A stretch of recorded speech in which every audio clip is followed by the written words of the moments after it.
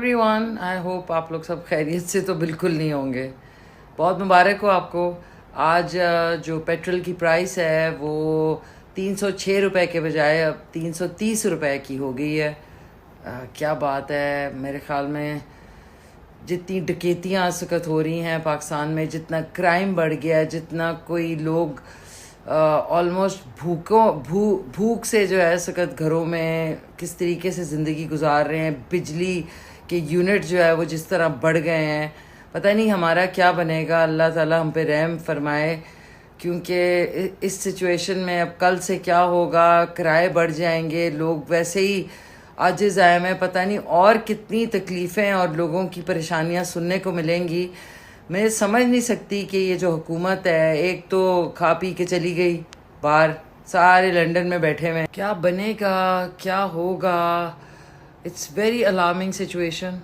और अब भी हम लोग अगर क्रिकेट की हुल्लड़बाजी में और शुगल मेले में पड़े रहेंगे तो I don't know what's our future.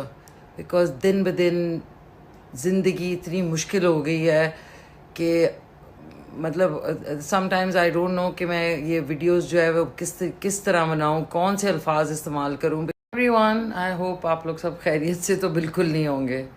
बहुत मुबारक हो आपको। आज जो पेट्रोल की प्राइस है वो 306 रुपये के बजाय अब 330 रुपये की हो गई है।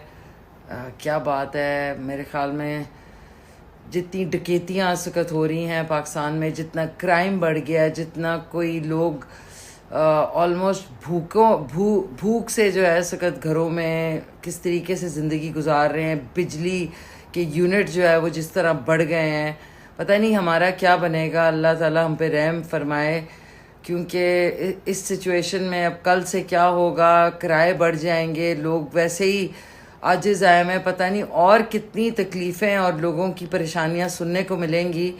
मैं समझ नहीं सकती कि ये जो हुकूमत है, एक तो खा पी के चली गई बाहर, सारे लंदन में बैठे हुए हैं। क्या बनेगा, क्या होगा। It's very alarming situation. और अब भी हम लोग अगर क्रिकेट की हुल्लड़बाजी में और शुगल मेले में पड़े रहेंगे तो I don't know what's our future. Because दिन ब दिन ज़िंदगी इतनी मुश्किल हो गई है कि मतलब समटाइम्स आई डोंट नो कि मैं ये वीडियोस जो है वो किस तरह बनाऊँ, कौन से अल्फाज इस्तेमाल करूँ।